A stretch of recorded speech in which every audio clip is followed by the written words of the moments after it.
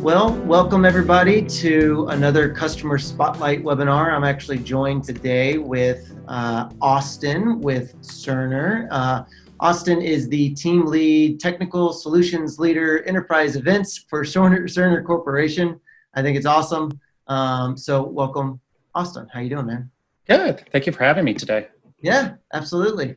Okay, cool. So for anyone who hasn't been a part of a Customer Spotlight webinar, here's just kind of a couple of things real quick. We've got JP Chat. He's going to be in the chat, handling Q&A and handling just sort of questions, polls, things of that nature. So this is entirely a time where we're here to just observe and learn more about Austin and his production team over there at Cerner. And so if you have questions for him specifically around their philosophy, around how they approach production, please shoot those in just as they come to you, and I'll be looking at those questions as they come in, and we'll get them to Austin.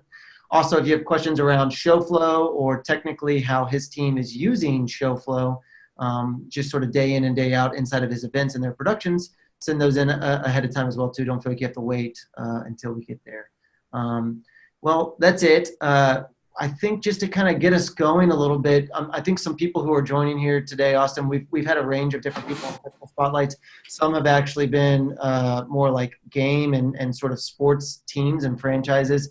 We've had third-party event production agencies. What's unique about you guys, which is what I think is compelling and exciting, and I'm hoping to explore more today, is so you're actually the internal production team for Cerner, right? And so I guess That's correct. Maybe even get started there. Like, what and who is Cerner? Just kind of high level for people who maybe have never heard the brand name before. Yes, of course. So Cerner Corporation has been around for 40 years, and we provide healthcare IT solutions for healthcare systems across the globe. We're located in 40 different countries, and we have a 28,000 plus associate base across the world. Wow. That's awesome. And so you guys have been around for 40 years. Okay. And then when did you join Cerner yourself, actually? I joined in 2016. Okay, cool. What was your background before then? Like, what were you doing? And we'll get to this photo in a second, but what was your personal background before you joined Cerner? So my personal background in high school, I worked as a IT consultant for 5.5 years. And in that time, I started getting interested in media production. And my youth minister at the time used to own a production company. And he just took me under his wing and taught me everything he knew, and just put that pressure on me and sparked that fire of just loving to do internal production. So in university, I studied media productions at Taylor University, and then also studied event production and music production out at the Contemporary Music Center in Nashville, Tennessee, and then did on-the-side stuff here and there as part of college education. And then right out of college, I started at Cerner. Did you say you went to Taylor University? My wife went there, and she went and studied. I did. She did? That's awesome. That's crazy. No. So you know where Upland, Indiana is then? She took me to it in the first year of our marriage. So I explored Taylor's campus. I can't say it was a big one, but it was a nice, intimate setting. It's a very nice, intimate setting in the middle of a cornfield. I assume you went to Ivanhoe's and probably had a Polar Pop. Oh, we totally went to Ivanhoe's. Yeah, it was awesome. That was the highlight, I think, for me of the trip. Well, fun. Okay, cool. So, and then Cerner, is really give me a little bit of an understanding with Cerner. How many events are you guys doing a year, production wise, that come in your area of responsibility? Yeah. So last year, my team produced over 140 broadcasted events, and then around that number for events total was around 200 events just in Kansas, just in the U.S. And then what we're looking at here on this slide right here, this is y'all's internal venue where a lot of those events happen. What percentage of those events, 150 to 200, are actually happening right here in this venue? Probably a good 50 to 60% of our events happen there. Okay. Most likely more. But just off the top of my head, it's a good chunk. Once that's our newest campus, and once that building is built, everybody wants to have their event there. It's a gorgeous campus and facility. Yeah, that's cool. Okay, so I think right there, let's just start with this. So again, we've got a lot of range of different people who use ShowFlow and all that stuff, and I love that.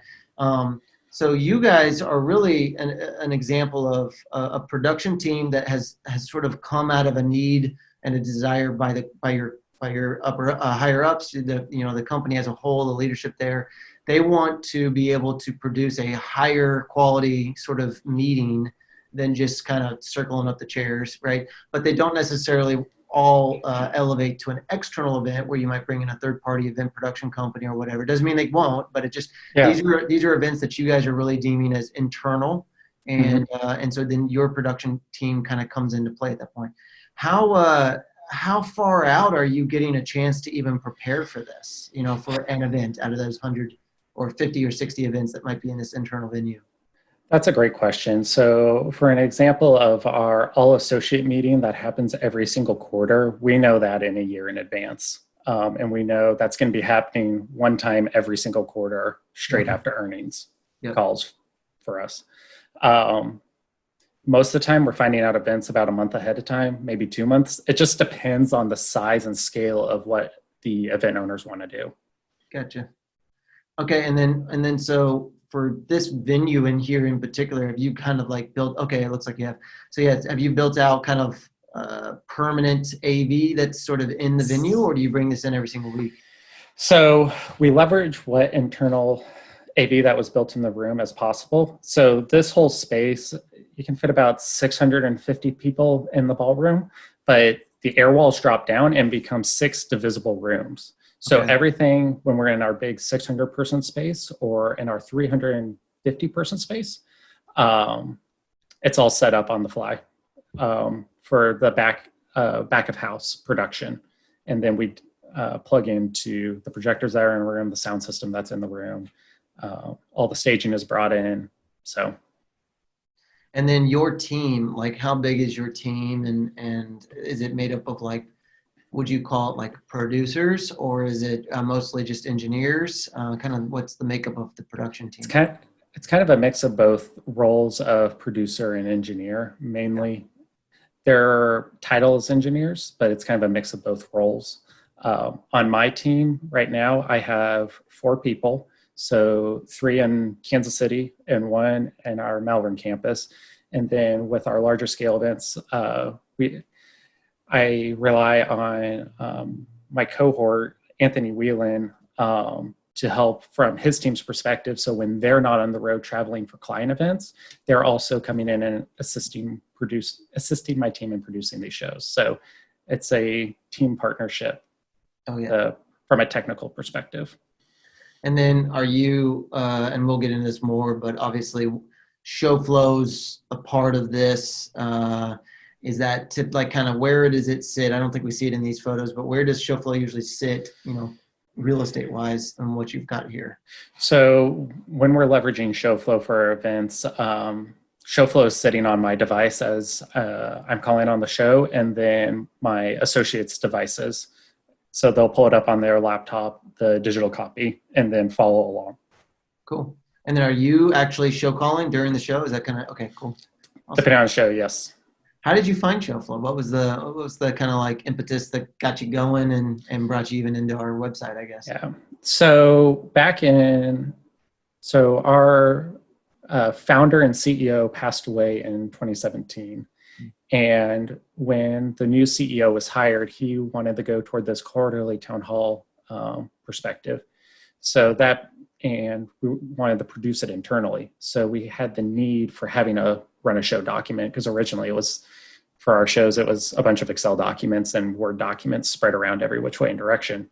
Yep. I ran across ShowFlow from our largest user conference. One of our vendors used it for the show, and we saw the product, liked it, and then we scheduled a meeting with Brian, and he gave us a demo, and it was the tool that we thought would work. We knew that would work best for the show, so that's when we invested in it. Cool. What was the production company, if you don't mind sharing? Digital Sound Systems, cool. DSS. Awesome. That's awesome. So that's ran by Jeremy Dixon, if you know him. Oh yeah, I know Jeremy. Yeah. Yeah.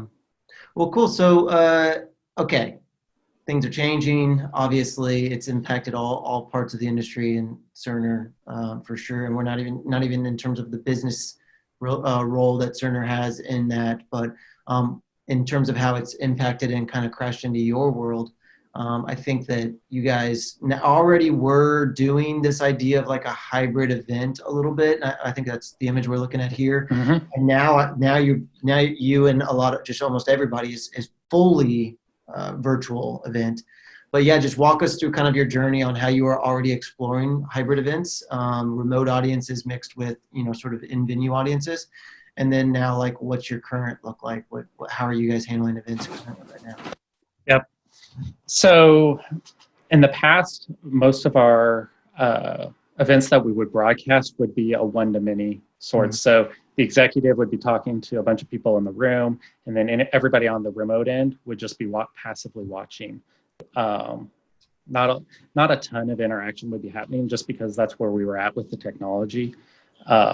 In 2018, we had a executive that challenged the core town hall planning meeting of like, he wanted it to feel like a sporting event. So during a sporting event, you will cut to live shots of people watching that sporting event at a bar or watching it at a venue someplace. They show that it's a very all-encompassing event.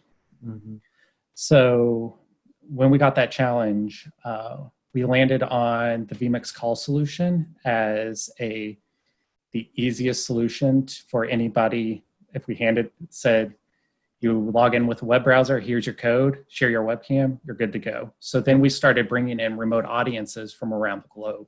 So then our corporate town hall would feel a all-encompassing global event, and people would remember that we're based in Kansas City, but we're a global company. Yeah. And the people in the room would be able to see our India office, our UK office, or our Malvern office, wherever we pulled them in, to have that feeling of an all-encompassing event. And as part of that feature that we introduced, it allowed us to start exploring the remote presentation options to reduce travel costs and spend. Instead of flying out to present for 20 minutes, if you weren't already flying out for other meetings in Kansas City, we could just bring you in remote and then just produce you from there. So this picture right here is a picture from an event, and they're broadcasting live from our Malvern audience or Malvern campus. And Kansas City and Malvern were just having a two-way conversation with each other as they were presenting. That's cool. Live. Yeah, so you guys were, and honestly, Austin, I think that speaks to y'all's team and having leadership like that. That's actually good to challenging the way you approach. That's actually really, really a good sign and good signal, because everyone's got to solve for this now. You guys were already sort of working on that problem a little bit, leading up to this, which is cool. So prepared you a little bit more to be able to handle where you're at right now. So if I understand you right there, so basically in hybrid event world, you would have both in sort of the main HQ, what the venue would have an audience there. You'd be able to bring in remote presenters via, vMix calls and stuff like that, which essentially just establishes a webcam connection with you. And so you'd really still produce kind of like some people would present from remote and some people would present right there from the stage, right? Yep. And how we produced it is every single venue got its own experience. So the way I look at production is that every audience has different expectations. So your remote audience has a different set of expectations of what they want to see versus your attendees in the room. So we switch those as independent switch feeds. So then each audience gets the view that most works for them. Yeah, makes sense. Instead of the remote audience just getting a straight feed of what's being mixed in the room. And this is an example of another side of the same hybrid event? Different day, different event, but it's the same concept of Kansas City executives talking with our executive out in India live. Awesome. So cool. Then we did image magnification because it's a fairly large space at a different venue. So to allow them to see both presenters at the same time, and then he also presented content. That's cool. So, Okay, and then now you're like fully virtual, right? You and I mean mhm. the whole planet essentially. But how have you guys been handling it? Have you been doing events still or meetings internally since the sort of shelter in place? And if so, what's been your approach? How has it changed your workflow? Yep. So we have been doing events virtually. It's kind of been a mixture of recorded and including live, Yeah, because for presenters going from presenting to 600 people in a room to where they're presenting essentially to their webcam and their office wall. yeah, It's very different. So it allows that when we record it, allows them to get a very succinct message and they don't have to worry about any of the technology when they're live. yeah. And we're leveraging the same vMix call solution that we were in our hybrid events. If we didn't have this during our hybrid events, we would be in a harder place now. Yeah. So you'll do your virtual events right now live, but you'll have a lot of pre-recorded presentations. Mm-hmm. Presenters. Gotcha. Cool. And we record all those through, for our larger ones, through vMix calls. And we script it so then it feels like it's all live and it looks like it's all live, and Yeah. nobody knows the difference between if it's live or not. Yeah. So Cool. I see show flow open over here, which is great. yep. Awesome. Yeah. Hey, I thought it would be helpful for people who are observing this to kind of understand a little bit more of y'all's configuration and your approach. This by no means is like all of it. This is just super back of the napkin, back of the keynote kind of answer here. But so yeah, walk us through kind of how you're leveraging technology, i.e. specifically, I think vMix here, in your kind of virtual event space using sort of the diagrams that we're talking about here. Yep. So any of our presenters that are actually going to be live, so say your exec over the event, your MC, any execs that are going to come in afterwards for Q&A, we bring them into a vMix encoder. And then the graphics laptop sits there. Any lower thirds that we may want to put up will sit on that computer. But then we have a second vMix encoder with another associate that handles all video playback and pre-show and post-show music and break situations. What that allows us to do is when a recorded presentation is being played back, the live presenters can have a conversation with each other, especially if we're going to Q&A. They can decide which Q&A they want to answer in the background. And then we just warn them and say, hey, you're about to go live based on the show flow. And then we say, when your face is on, you are live. They start speaking, do their bit, and then we go back to a recorded video, and we just make that transition back and forth. And this is happening completely over the internet and no VPN. Nuts. But it's awesome though. I mean, it speaks to the time and technology, how it's really changed. So yeah, I think for anyone who, another way of kind of referencing, so they're basically using two different vMixes. One is primarily what they're using to coordinate and cut between the presenters, anyone who's a remote presenter. And then the output of that is ultimately feeding into another vMix. And then that vMix is actually doing a blend of cutting live to what vMix 1 is sending out, and then also cutting to pre-recorded video playback, anything from an opening video to a presenter's who's previously been a recorded video, also handling some background music, things like that. And the output of that vMix is what is being sent up for mass consumption, for the one-to-many kind of setup. And I love that. What I heard you say there and on the pre-call was it really gives your production, it gives you presenters the flexibility to have dialogue, which can be hard to do like right now. For example, if I was talking for 5 minutes, you and JP having a separate discussion about an upcoming topic really isn't available to us. You're sort of locked in this seat. Whereas when you kind of do the rollout that you guys have done, which I think is very innovative, gives you some of that flexibility. And that is what everyone's looking for right now, is flexibility in terms of to pull off a higher production in a time when, really we're just trying to do a little better than Zoom, at any given point or whatever, go-to meeting. Yeah.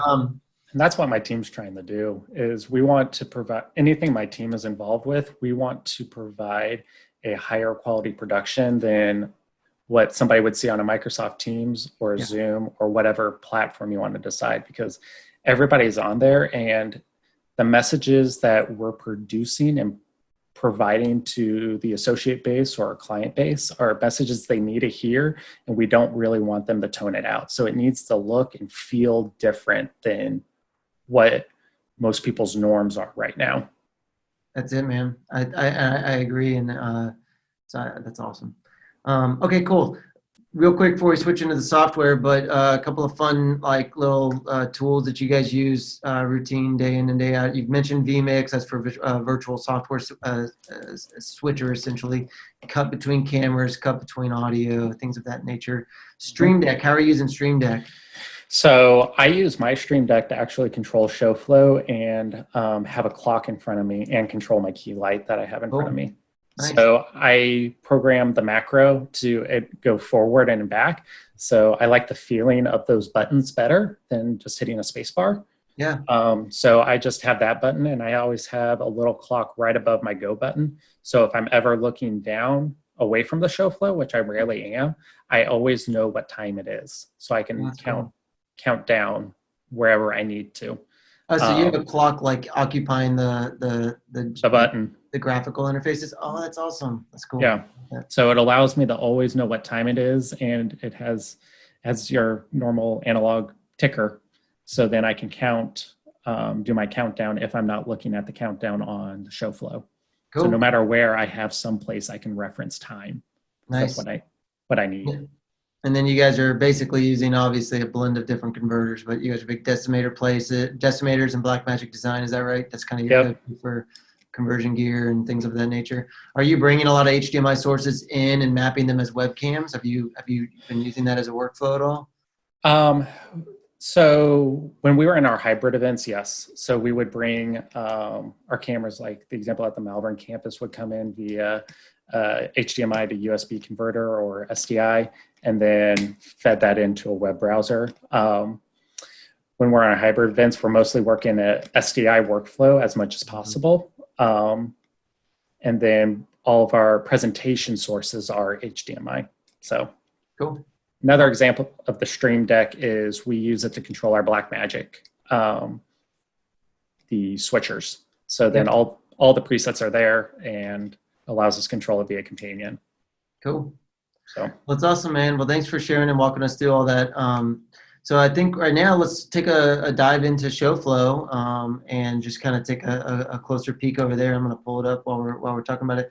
So while I bring it up, though, when was it that you guys kind of jumped into ShowFlow? Was it 19 or 18? It was 18. 18? Cool. Yep. You've been doing it for a few years now. What's your favorite feature? I love the time estimate and duration. Just knowing where, like, I really like knowing when we're going to end and be able to tell people, because that's the biggest question we get asked during our shows of, so we went over time, when are we going to end? Yeah. And being able to have something to reference and be able to quickly calculate in your head is really a really nice feature. That's cool. Well, let's take a kind of a dive in here and see what we got going on. Real quick, a note on what, just because he mentioned it, I'll mention it now. Austin was talking about kind of the idea of understanding where time is and its impacts. Obviously, a big fun thing about ShowFlow is, just our timing functions don't break like in Excel. If you set it to be 5 minutes and then you add a row, we're going to adjust that and kind of keep track of those calculations for you live as you go.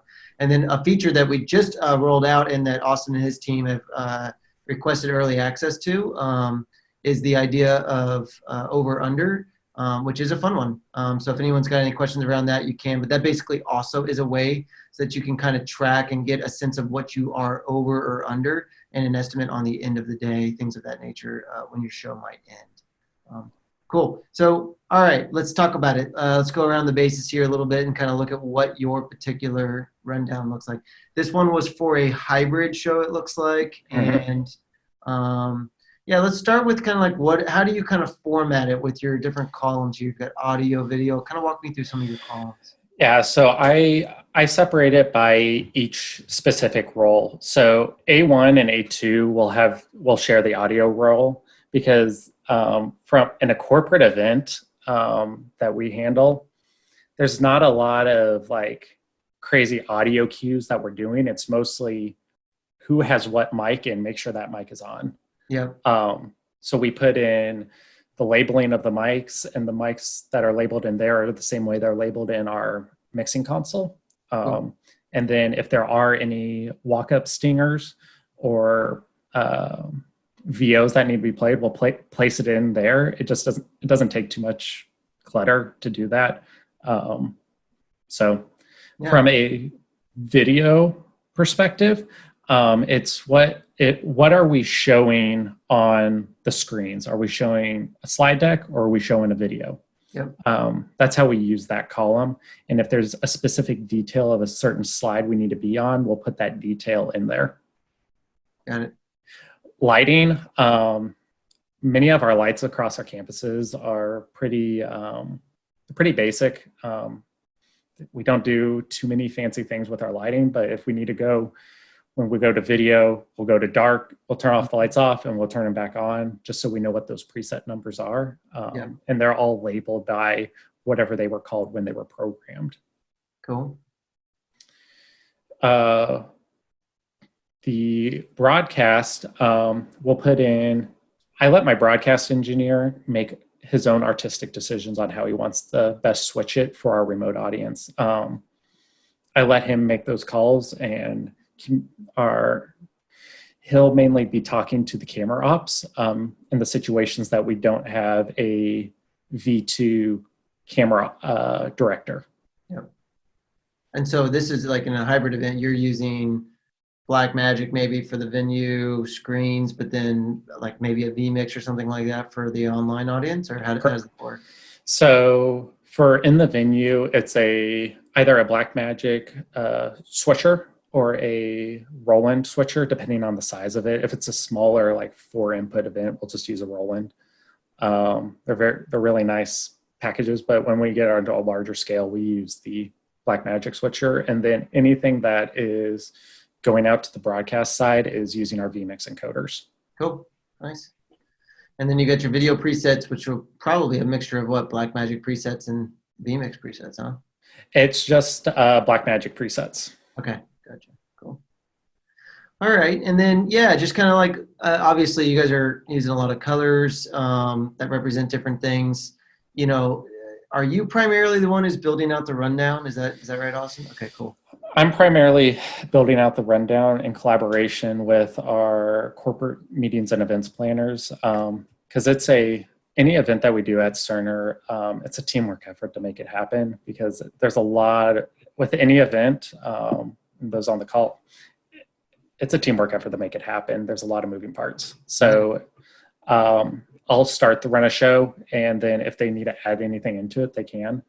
How I color it is the light green references miking up people. So it's just a visual indication of these specific items are when people need to get mic'd up, and who needs to get mic'd up. Yep. The pinkish color is for our guest presenters. In case we have somebody external outside of Cerner, I just want to mark that as a item so we know that person it's just somebody different than what we're normally who we're used to seeing in the organization. So we may need to keep a special eye out for that individual. I've started putting in start records just as a visual reminder for myself and my whole team to start recording, because recording's important. Like, you got to record. Got to record. So, and then purple references any VOs that we do. Yeah, nice. Do you guys pre-record those? Yes. So then during the show, you'll be the show caller, and you're just kind of advancing, you're tracking from row to row, kind of like this. Mm-hmm. Yeah. How many people will be typically, in your in-venue meetings, or even your virtual ones, I guess, your hybrid ones? How many people are actually following along and tracking with you? So anybody on the production crew will be following along, cool, except the camera ops. So Is that like Um, 3 or 4 people, or what does that kind of get to? so camera ops will have, for our town hall, we have 3 camera ops. And then from a tech production side, we're looking at 6 to 7 people. Nice. And then our meeting events planner will have it pulled up. So it will it'll get to like 12 to 13 people ish that will be Nice. looking at it. When you're doing the hybrid events where you have like different, or even just remote vMix, like, and you have people from other places or different venues, have you ever done that where an entire other Yes. production team from another venue is tracking along? Yes. So whoever's on the remote end has full access to the show flow to track along Cool. with us. So our production team in India is able to track along with us. The associate we work with in the UK, same for my associate out in Melbourne, is able to track with us live during the show. Nice. That's cool. Yeah. Have you ever had 2 different show flows, one for each venue, or is it mostly just the same show? It's show flow per event. So Okay. Cool. And then are you guys, I've heard you mention it, but do you use our little item runtime clock, like the little speaker timer, or do you have a separate one going on? So we have a Dassault's countdown timer that we Okay. use at the front of the stage, big red numbers that people can see. Yep.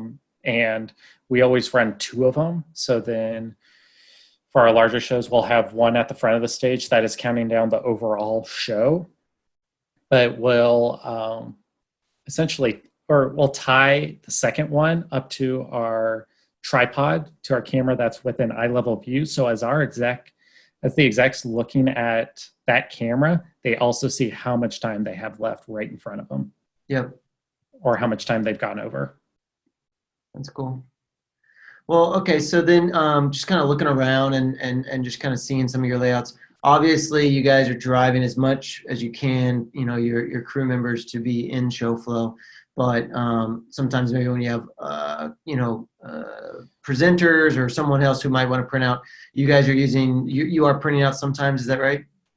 Occasionally, most of the time, we're providing a PDF copy. We'll provide a PDF copy if it's requested, or we don't print off too often. So, but when we need to, we'll actually just print off the whole run of show for them to see. Just the whole thing. Yeah. Yeah, just the whole thing. Cool. Nice. And then you guys are not using the guest pass. I think I heard from our conversation. We are not. Yeah, and just for people who are curious, guest pass is kind of like a really nice way to be able to get the link out to a wider range of people without them having to be logged into ShowFlow. So it's kind of another way to avoid having to print. If you can just sort of send this URL out in an email form. But you also do have control over that. You can turn that on and off. And, it sounds like Austin and his team, maybe for internal purposes, don't have that on. We had a question I wanted to make sure we got to. This was from Kelly Finek. What's your crew staffing been for your remote virtual events? Are they located in the same room, or are you able to have operators work remotely, separate from each other? All of our operators are separate from each other. So every team member that is producing a virtual event has a vMix coder at their home and running on their internet connection. Oh, really? So they have a vMix at their home. Mm-hmm. But now, are you guys all producing and working on the same event, or is it just you guys might be working on 2 different events at the same time? So we may be working on 2 different events. So for our events, when we're actually producing them, we're pairing 2 people up with each other. So one person's handling live, one handling that pre-show look, and they're connected to each other over their internet connections. Gotcha. On the vMix, are you doing a vMix call in as an input from the output of the first vMix? Yep. Really? So we're using one of those vMix calls. So it's doing a vMix call, the vMix call connection to provide those feeds, and then we'll backfeed the video and audio and send a specific whatever that output is to them, so that the live callers can see what's going on. But when they talk, we're handling that mix minus, so then they don't hear themselves back in a infinite loop. Yeah, gotcha. That's cool. Yeah, and then in terms of staffing it, just in general, are you doing it all internal, or are you bringing in third-party people at all? Right now, it's all internal. Cool. So how many events are you anticipating, like is it just weekly? You guys are just kind of doing event to event here, and this is the new this kind of virtual setup. Right now we're booked out to July. Yeah. Um, Wow.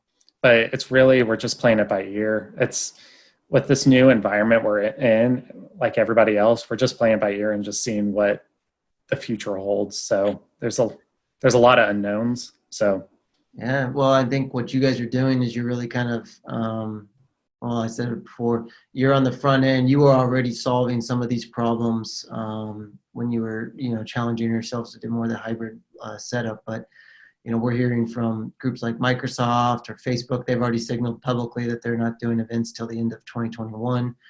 External events, I mean by that's this challenge of how do you do a virtual event, whether it's for just a small internal meeting, a couple hundred people, or even these larger external, like traditionally external events, but going entirely virtual. I think, obviously the biggest one right now going on, or not biggest, but a famous one is Apple's WWDC coming up. So that concept of how do you pull off an engaging, event online is just that's what everyone's trying to solve for right now. it's hard. We tell people when they're getting into this that this is going to be the most difficult thing you've ever done.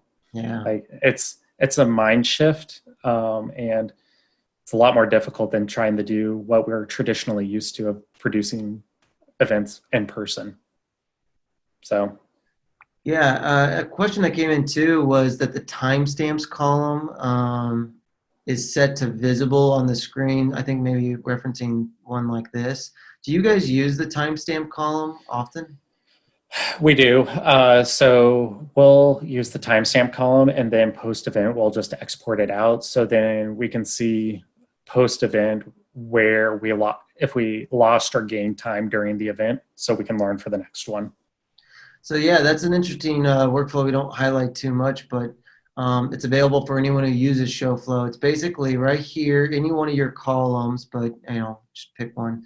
There's one called Show Timestamp Column, and this is really tied to the show caller. So for example, I'm going to clear this visible timestamps here, and so if you're a show caller and you have this little guy click to blue, as you track into a row, we're going to automatically drop a timestamp record in there. And so you can see just as I continue to hit the space bar, it really doesn't matter. I can track out of order, and we're going to drop that timestamp column in there, or that record in there. And you can actually come back if you wanted to and be like, a thing happened, whatever it is, and that will now be a part of that record. You can also record multiple timestamps. So I could continue to say something happened, another thing happened, another thing happened, and you could kind of continue to stamp those.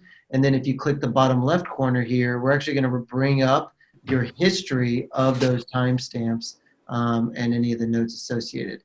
And then from there, you can actually hit an export timestamp show report. And the value of it's just going to generate a quick little table CSV, so it's not highly formatted. Things there that can be helpful for various groups is just being able to go back in a postmortem and be like, hey, what was actually going on there, and what, how long was I in that particular segment? I think the timestamp report met with some of the cool stuff we're doing and working on right now with the over under can be really cool and exciting, which kind of continue to work through that with people. But the idea that this is an 8-minute duration, and if I was to track out of it early right now, for example, and track into the next one. With this over under functionality, we're actually going to keep a record of how long, it's not really how long you were in it, how much time you got back from the original 8 minutes by the time you tracked out. So if it was 8 minutes and we were in there for 7 seconds, then we're actually saying that you bought back 7 minutes and, give or take 53 seconds, in addition to some of these other times here as well too. So kind of cool. But that's a good question. Timestamp column. We don't feature that one too much. Well, okay. So Austin, just in general, man, we're coming up on the end, and I want to be respectful of people's times. But so you guys have been in here for 2 years. You're producing internal events. You're getting thrusted around the sort of universe of ways to do events. Everything from traditional, kind of in venue to then hybrid, now fully virtual. I mean, I guess just, you're still with us, you're still with ShowFlow. What are some of those kind of key takeaways that you might share with people who are considering it, or are looking to kind of expand their usage inside of ShowFlow? Yeah, I would say think about your coloring and the way you format it differently, because your virtual events are going to be much different. If you want to go to the virtual rundown that I have created, if you want to show that. That's cool.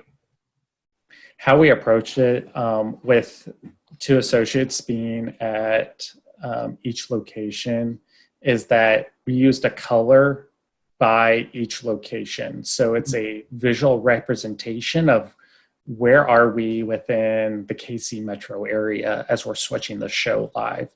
So green references the live, and then the tannish orange color references where we're in our pre-show look. I used the burnt orange for break, just so it stood out a little bit more that we were going to a break period for our events.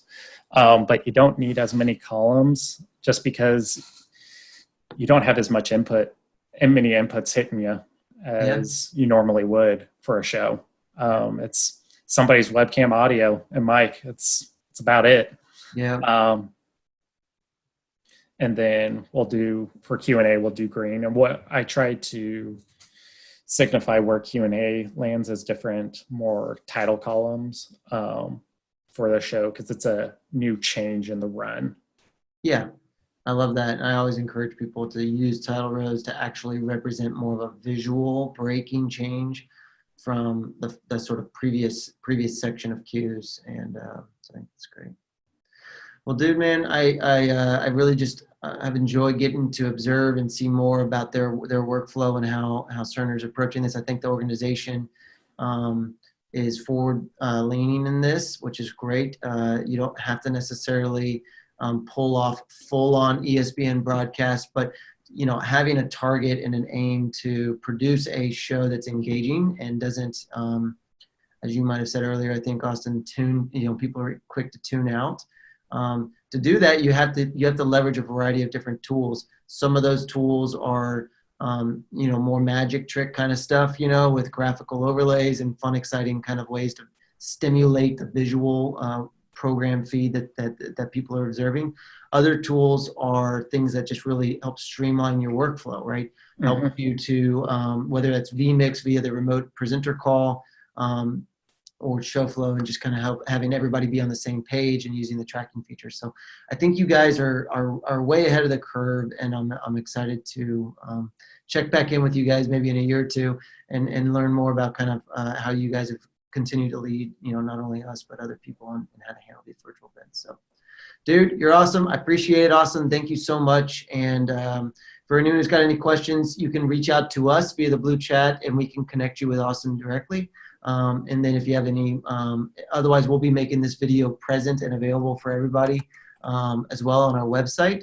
And then just FYI, if anybody had any additional questions or wants to check up on some of our other case studies and webinars that we've been doing, if you just go to showflow.tv and then you go to webinars, you can see the ones that we've been doing recently. Uncle Toads, which is an event agency, Mary Kay, which is another large corporation like Cerner, as well as some of our sports customers and Riot Games as well too. So appreciate it. Thanks, Austin, again. Have a wonderful rest of your week, and goodbye to everybody. Have a wonderful rest of your day.